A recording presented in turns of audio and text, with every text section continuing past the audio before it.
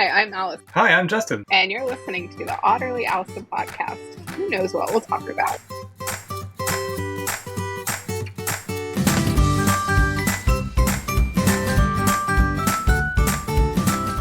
Wolf, that's like a security firm. Oh, Arctic Wolf. Arctic Wolf. Yeah, that's what I thought it was at first. No, it's my company, Flowolf. Oh, your own company. Yeah. Oh, cool. I should let Allison introduce you because I'm about to start asking questions. All right.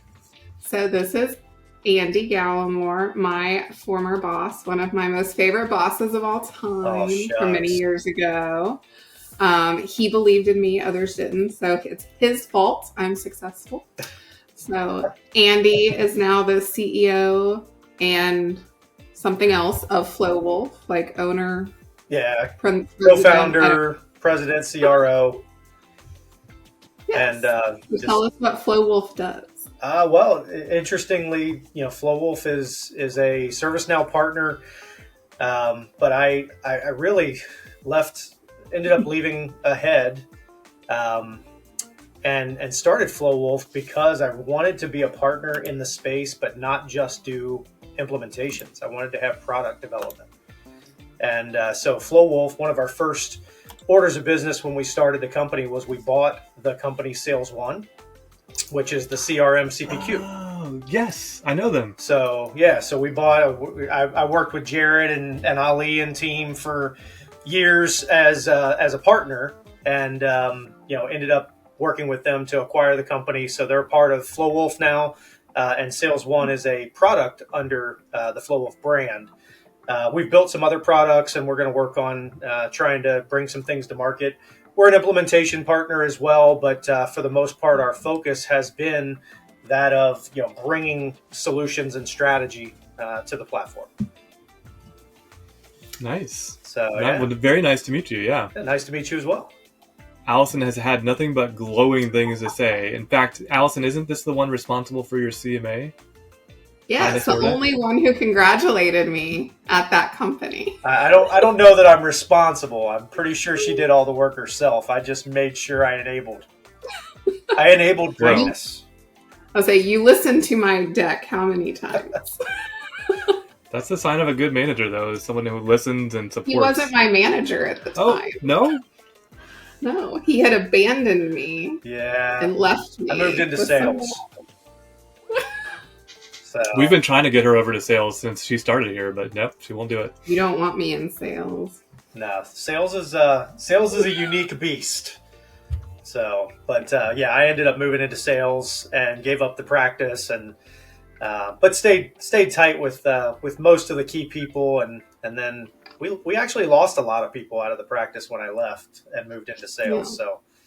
So from there, Ahead bought Round Tower, and I had no dealings other than sales basically at that point. Yeah. So, but I'm also responsible probably for her roadmap planning. Maybe. And if we'll talk about that too. That's one of our other products. I actually built it on the system, so really, you guys could utilize that. I know. In Sales One or ServiceNow? In ServiceNow. Yeah. Yeah. It's just a custom app built on Agile Team. Nice. You don't use the APM roadmaps? Well, so the problem is most customers don't use APM. That's true. And then the other problem is if they are using it, they're not necessarily using it for ServiceNow specifically enhancements. So Playing from Pixel 7 built Pro. this to help them basically build their ServiceNow roadmap exclusive to the platform. Nice. So it's been fun. Yeah. I think one of my favorite Andy stories is one of our biggest customers was one of our top golf brands that he is currently wearing a direct competitor of, and he wore it to their headquarters during a sales call, and they gave him so much crap. CIO wanted to kick me out. Wow. Yeah, they called him Callaway Gallimore forever. So the funniest part was I walked in, no one told me a Cushnet. No one told me that was Titleist. And I had no idea. I mean, I love golf, but I had no idea that was the company. So I walk in wearing my, Callaway pullover, and the CIO looks at me and goes, "Get out." I was like, what? What are you talking about? Get out.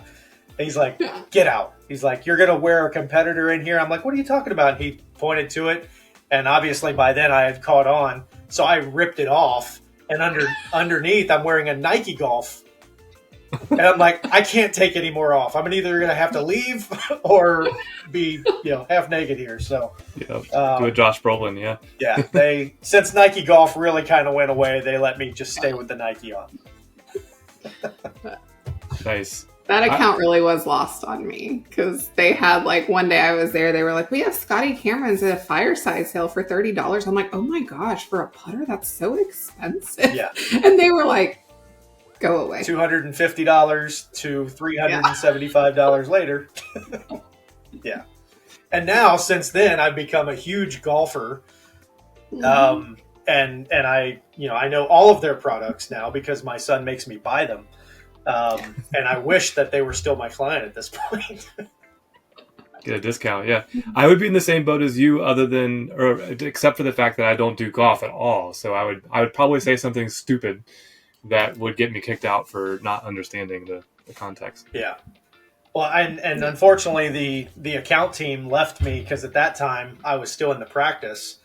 And the account team gave me no indication, no notes of what this company did. They just said, hey, go talk to them. They want ServiceNow. Okay. It was amazing. Is this the same one, Allison, that you got? Okay, the same one you told me about where you had a discount or whatever? Yeah, I got David some irons. Yeah. Gotcha. At a very nice discount. Yeah, no, I got some shoes at half price. Yeah. They were going to give me clubs at one point, but, again, my son wasn't old enough then to take advantage of it, apparently. So, now, is Flowolf coming to Knowledge? I will be at Knowledge. I don't know that we're sponsoring at this point. I don't know if I'm supposed to say on these recordings, but I don't know. I've struggled with the value sometimes of the sponsorships. Sponsored a few times, and I don't know. I find it very valuable to meet with people and take them to lunch and just entertain and kind of dialogue with people more naturally than standing at a booth where random people come up and say hi and you're not sure what to say. Yeah. I'm with you. We booth babe all weekend. Yeah. No one wants to see this all day standing at a booth. I'm with you, Andrew, that as a customer, I never really paid attention to the sponsorships. Mm-hmm. And then as a partner now, I'm kind of like, my name probably means more than my company's name at this point in the community. So I'd rather go socialize with people and talk rather than, tout crossviews or something like that. So yeah, and it feels pitchy. And again, even though I'm a sales guy, I'm not a big pitcher. I'd rather just have a baseball. What's that? That's baseball. That's true. I know. No, I actually was a pitcher, but I was really slow, so I got rocked. But from a sales pitch perspective, it feels a little unnatural because you feel like you're saying the elevator speech rather than just having a conversation about what's going on in your environment. What do you wish ServiceNow did that it doesn't for you, right? So I find those conversations way more valuable. Now, I have a question that Allison's going to hate me asking, but where do you guys build your flows? Do you build it in the workflow editor or in Flow Designer? Is that There's only one right answer. Well, I think it's a combination of everything, right? I personally, I think there were some limitations with Flow Designer early on. But I hear, I'm not the deep techie guy, but I hear it's gotten a lot better in the last couple years.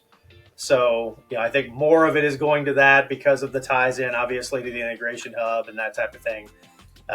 But I will say, in my early days, before Flow Designer worked, I like the visual workflow editors. See, it's not just me. But and the only right answer is to build on Flow Designer. That doesn't mean I have to like it. It's true. It is true. I mean, you miss a lot of obviously the stuff that they're trying to push now, especially the integration hub hooks. But Yeah. And you can't build new ones anymore. Oh, really? They took it away. Interesting. Yeah. Yeah, they're kind of forcing. No, I get it, but doesn't mean I like it. She's not a fan at all.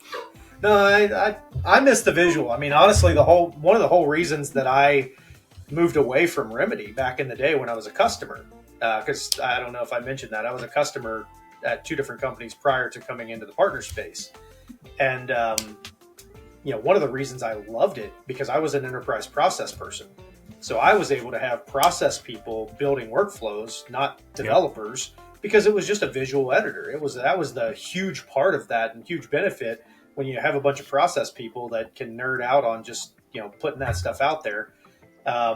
Whereas I think in Flow Designer, I don't know, it's not super complicated, but it's just not as intuitive either. Well, Allison and I were talking about this in the last recording. We haven't published it yet, but it's funny that you just mentioned that because on top of Flow Designer, there's Process Automation Designer, which is even supposed to be more friendly to those process people. But I went in there troubleshooting something for a demo for one of my team members, and it was an HR flow or HR case or HR playbook, sorry. Mm-hmm. And I was just like, I am so lost about where is stuff happening. And like, I know ServiceNow backwards and forwards, but I finally found myself in Workflow Editor, and I was like, oh, great. I'm never in here. I don't know what to do. So. Well, and I think that's the challenge, right? Is as you start looking at that stuff, if it's not super intuitive, we're not much better than Remedy, right? I mean, when you start making everything a word editor that you're kind of going through and building out what looks like an old style test case, essentially, right? That's how Remedy's builder was. And that's the reason that I loved the general editor, because I could actually see things, where it's pointing, where it's going, where it's coming out of, what are my inputs and outputs, as opposed to reading a prose narrative of a test case, what looked basically to me like a test case. So, but well, now ServiceNow is moving like even beyond that. Like now they're touting the text to workflow AI kind of Now Assist. I'm kind of like, have you ever worked with anybody like the getting them to put into words what they want these flows to do is like we need 8 hours of workshops. I don't know how they're going to write a prompt to an AI engine to develop a workflow. But well, that's what they're going to do is they're going to develop a different AI that you put in all of the narratives that people said, and it tries to come up with the prompt that you can then put into the workflow. So. Yeah, it'll be interesting. I think the AI conversation is definitely interesting. I love all the conversation about it, but man, when I look at the ecosystem, the customers, I don't know that 99% of them are ready for AI. They're not. So it's exciting to talk about. It's like utopia, but when is utopia going to hit? I don't know. I still don't understand it, and I work in tech.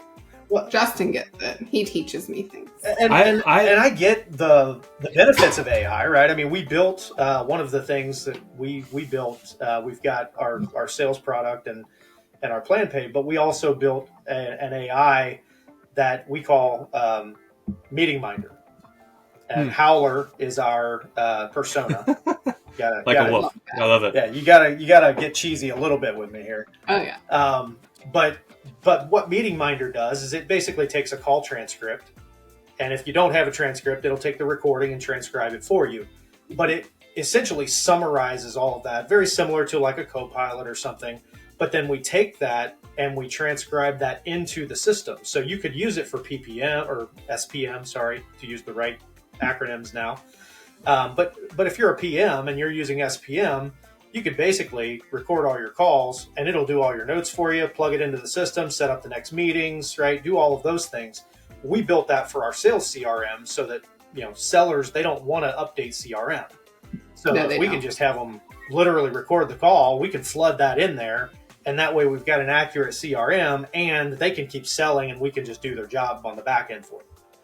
Your mouth to God's ears. What's that?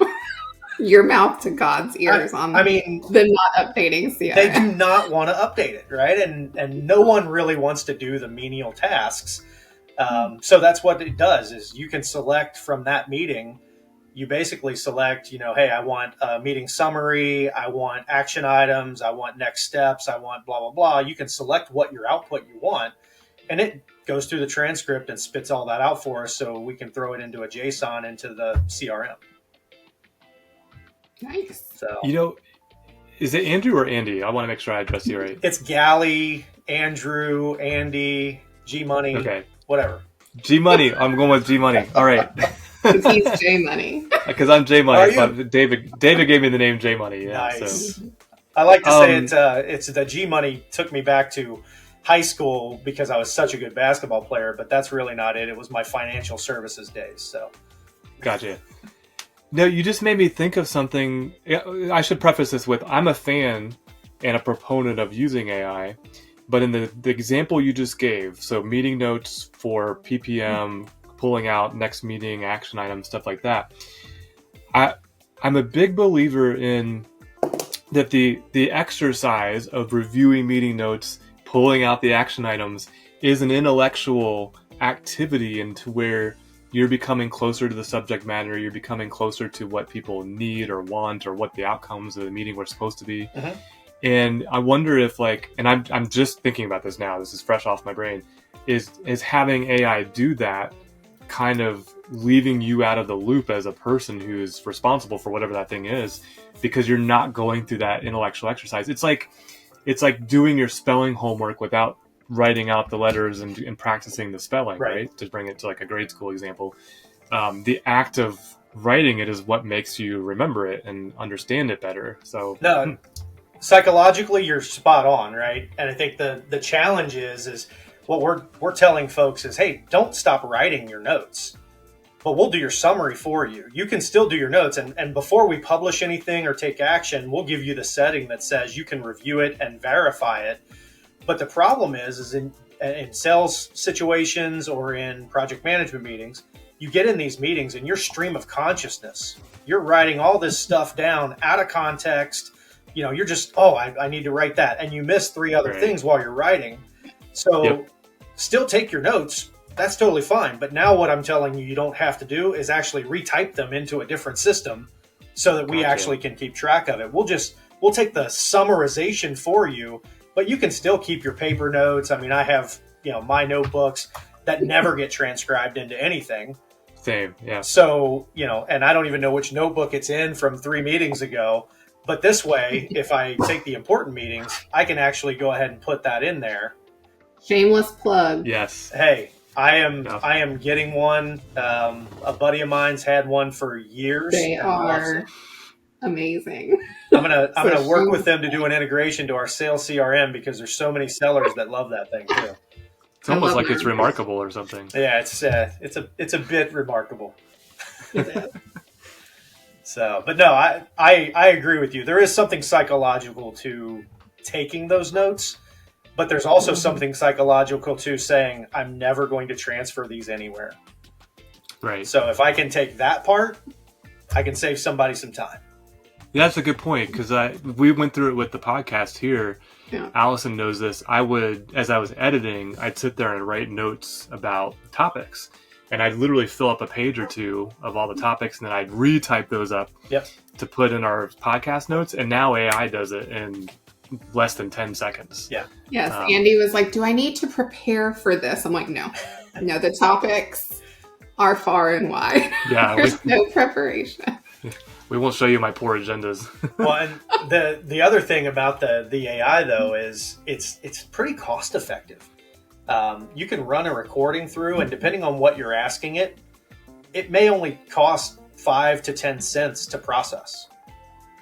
So, I mean, it's pretty nominal from that perspective to be able to save a PM or a seller all that time. I mean, even if it's 20 minutes to retype my notes, it's worth 15 cents for me to go ahead and dump every piece of that, throw it in there, and then I just review it and I can make edits to it at that point if I want to.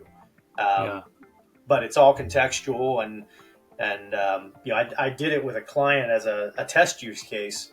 And, as we had the conversation, they're like, oh, it tells me that it's my responsibility to do this. I'm like, yeah, you can't hide from it now.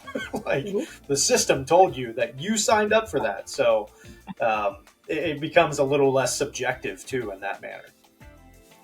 May I ask a technical question? It's a selfish technical question. If I can answer it, I'll. Yeah, you may not be able to answer.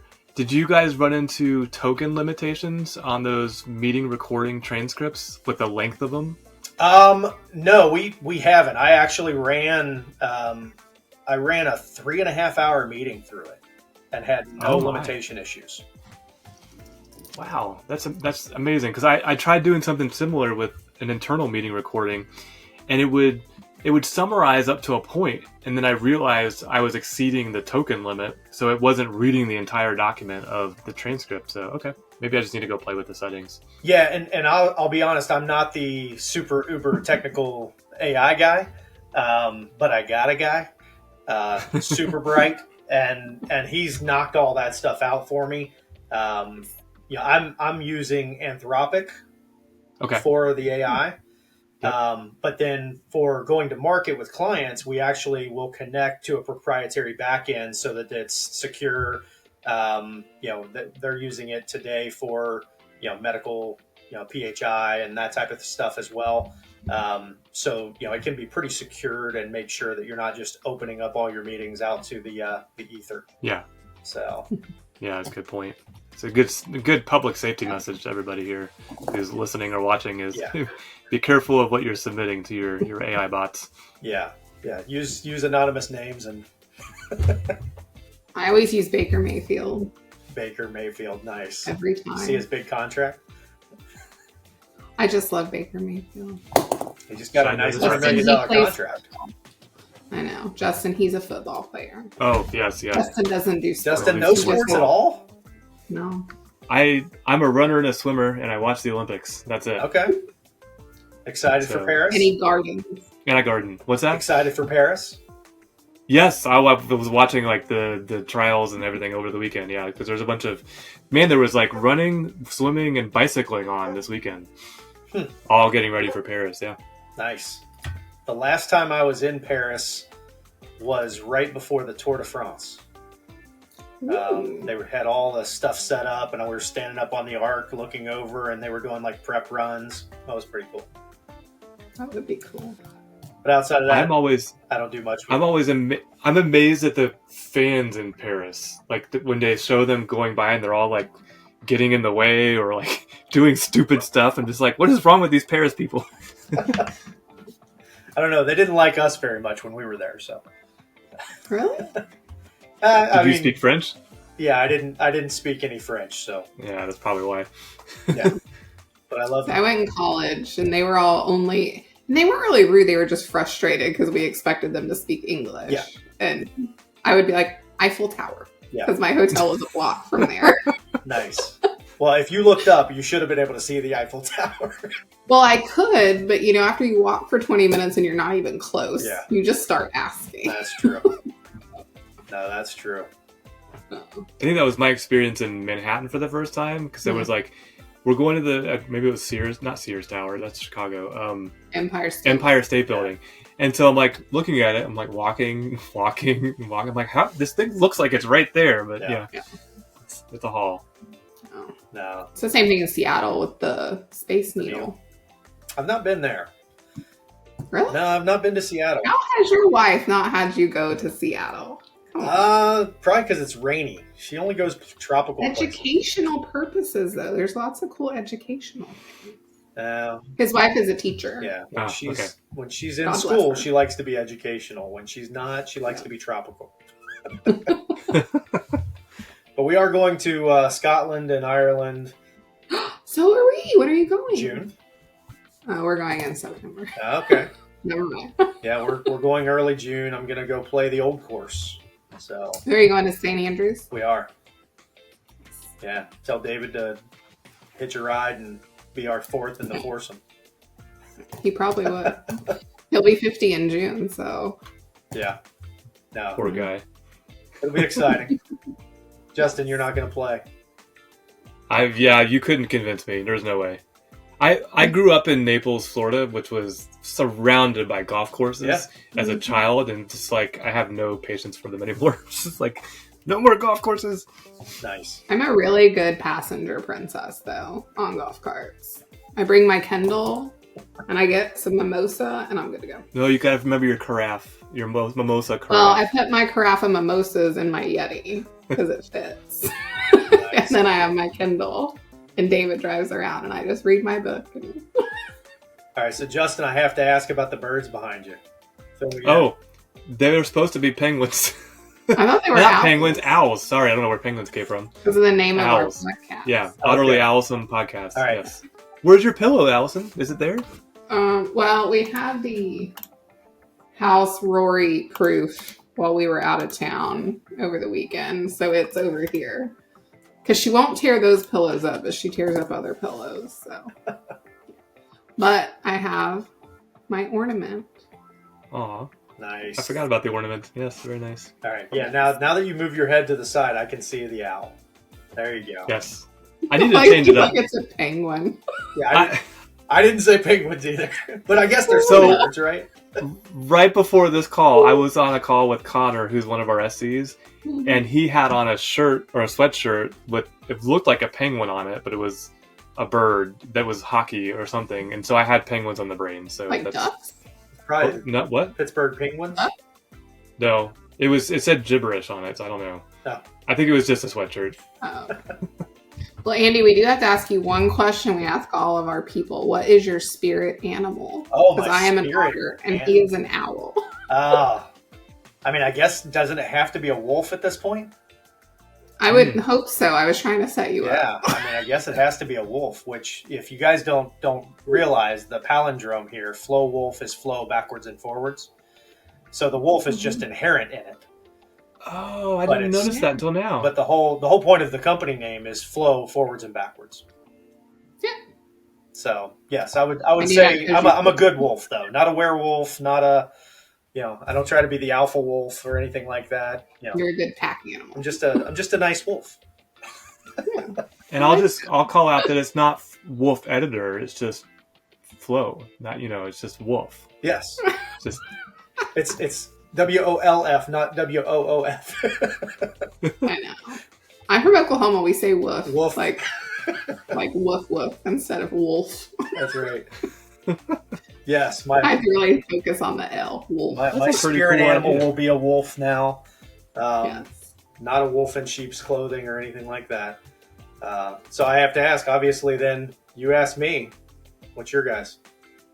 I'm the otter. You're the otter? Hence my otters. and that's mine, the owl. Okay, I get the owl. I didn't know if you guys shared a spirit animal. No.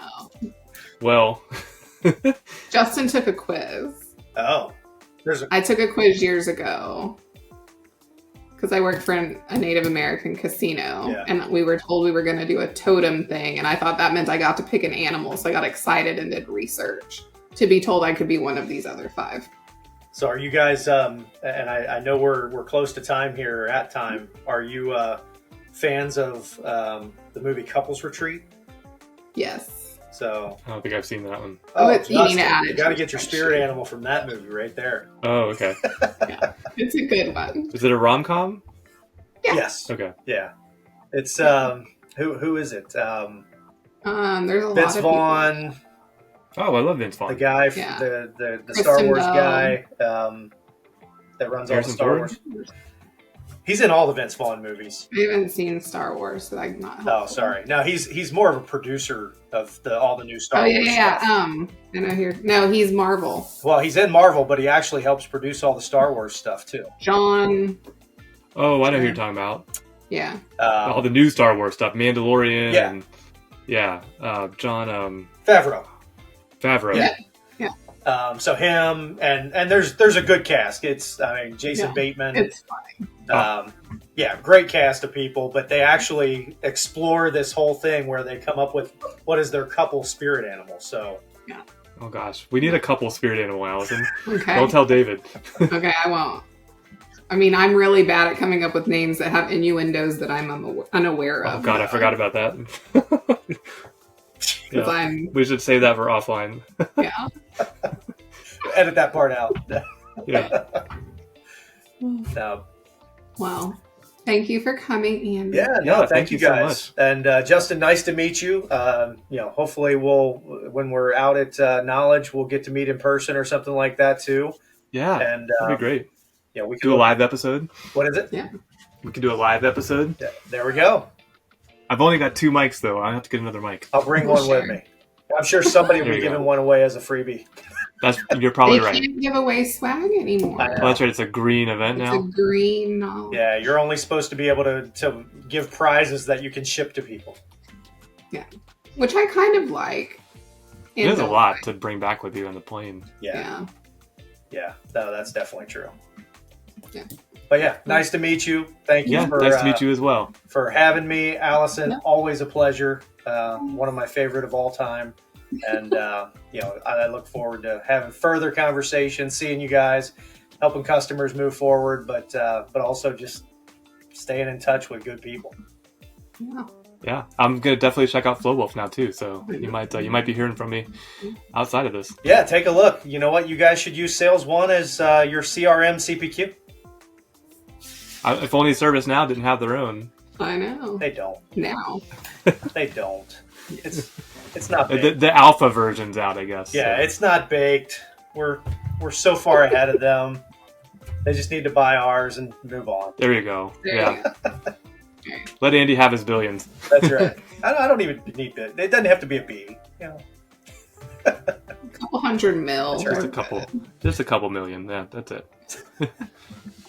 Yeah, it was very nice meeting you, and I do look forward to future conversations. And I'm being sincere. Allison she's a fan of Andy, so she's brought you up several times on the podcast. So hopefully you become a fan of the podcast. Absolutely. No, I will definitely tag in and be an active listener.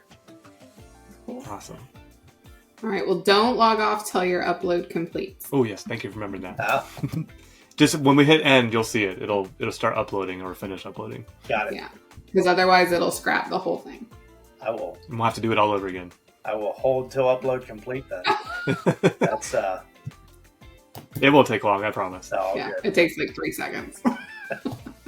Cool. Thank you both. Have a great rest of your week. All right, you too. Take care. All right, take care.